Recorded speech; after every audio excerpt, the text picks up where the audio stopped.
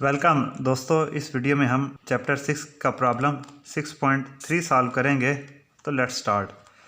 The pipe near the lower end of a large water tank. एक बहुत बड़े tank के निचले एंड पर एक पाइप है।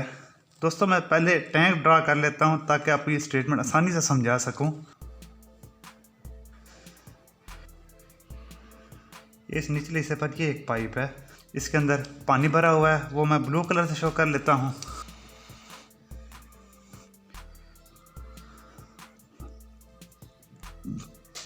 बॉटम से इस पाइप की हाइट h2 है और इस टॉप सरफेस ऑफ टैंक की हाइट है जी h1। अब ये वाली हाइट कितनी हो जाएगी? बोलो बोलो, टोटल में से ये माइनस कर दो, आपके पास आ जाएगा जी h1 में से h2 माइनस करें तो ये वाली हाइट आ गई जी। इस वाले हिस्से को हम कह देते हैं 1 जो ऊपर वाला है, और इस पे कह देते हैं जी 2, ये जो लोअर एंड पे पाइप है।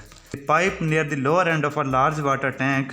इस लार्ज वाटर टैंक के ये लोअर एंड पे एक पाइप है। Develops a small leak. इसमें एक छोटा सा लीक हो जाता है। लीकेज होती है, उसकी वजह से क्या होता है कि पानी जो है ना वो फैल जाता है, निकल रहा है। Develops a small leak and a stream of water shoots from it. The top of the water in the tank is 15 metre above the point of leak. जो टॉप ऑफ वाटर टैंक है वो 15 metre ऊंची है इस lower and pipe से। दोस्तों given data मैं note down कर लेता हूँ। हाइट अबव लीक पॉइंट ये है दोस्तों h1 माइनस h2 के बराबर 15 मीटर। ये सिस्टम इंटरनेशनल में ही है तो इसको कन्वर्ट करने की ज़रूरत नहीं है। पार्ट ए हमने फाइंड करना है। With what speed does the water rush from the hole. ये इस जगह से जो पानी तेज़ी से निकल रहा है उसकी स्पीड क्या है, यानी v2 हमने निकालना है। और पार्ट बी है, if the hole has an area of 0.06 centimetre square. इस होल का जो लीकेज पॉइंट है जहाँ से पानी निकल रहा है, एरिया है 0.060 centimetre square. Area of hole given है हमारे पास, इसको मैं A2 कह देता हूँ। 0.06 सेंटीमीटर स्क्वायर। दोस्तों 1 मीटर बराबर होता है 100 सेंटीमीटर के। 100 सेंटीमीटर को मैं लिख सकता हूँ 10⁻² सेंटीमीटर।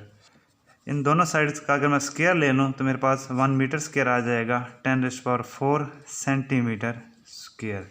दोस्तों यहाँ पे मेरे पास सेंटीमीटर स्क्वायर है तो मैं इसको मीटर स्क्वायर में कन्वर्ट करता हूँ, तो मैं 10⁻⁻4 से डिवाइड कर दूँगा। A2 is equal to 0.06 cross 10⁻⁻4 metre square. How much water flows out in 1 second. यानी इस जगह से 1 सेकंड के अंदर कितना पानी बाहर आ जाता है, यानी हमने निकालना है वॉल्यूम फ्लो पर सेकंड। दोस्तों डेंसिटी ऑफ वाटर आप जानते हैं 1000 किलोग्राम पर मीटर क्यूब होती है, वो मैं यहाँ पे नोट डाउन कर लेता हूँ, ये आगे ये काम आएगी। दोस्तों बहुत बड़े टैंक के अगर निचले हिस्से पर कोई ओपनिंग हो जाए छोटी सी और उसमें पानी निकल रहा हो तो ये रिलेशन हमने टॉरिसली थ्योरम में ड्राइव किया था।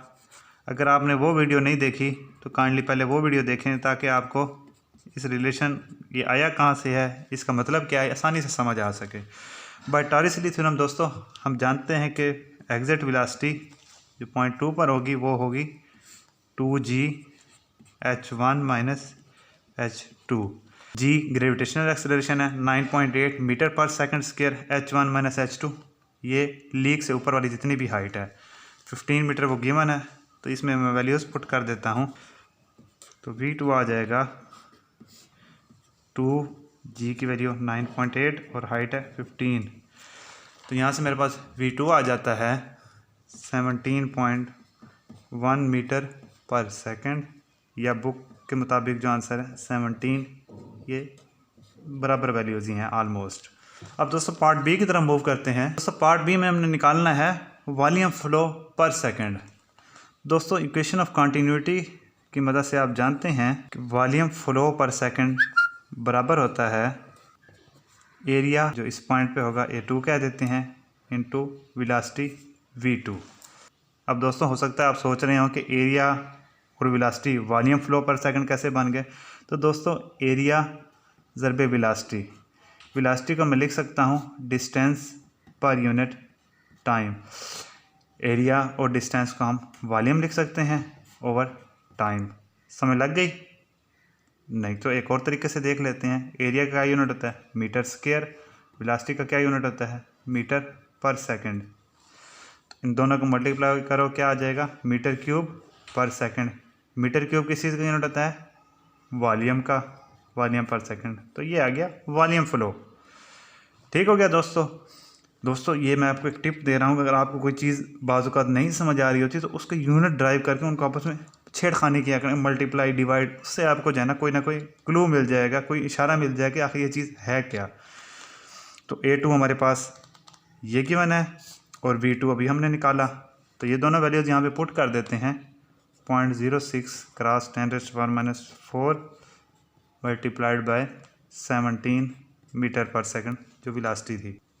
दोस्तों ये आ जाता है 1.02 क्रॉस 10⁻⁴ मीटर क्यूब। अब दोस्तों बुक में उसने आंसर जो दिया है वो सेंटीमीटर क्यूब में दिया है। तो मीटर क्यूब को सेंटीमीटर क्यूब में किस तरह कन्वर्ट करना है, ये अभी हमने देखा कि मीटर जो है वो बराबर होता है 10⁻² सेंटीमीटर के। अब क्यूब लेना है, दोनों साइड पर हम क्यूब लेते हैं। 1 metre cube is equal to कितना हो जाएगा? 10⁻6 सेंटीमीटर क्यूब। ठीक हो गया दोस्तों। अगर इस तरह नहीं समझ लगी तो मैं इसको थोड़ा और सिंपल करके आपको समझा देता हूँ। 1.2 क्रॉस 10⁻⁴ मीटर किस चीज़ के बराबर होता है? 100 सेंटीमीटर के।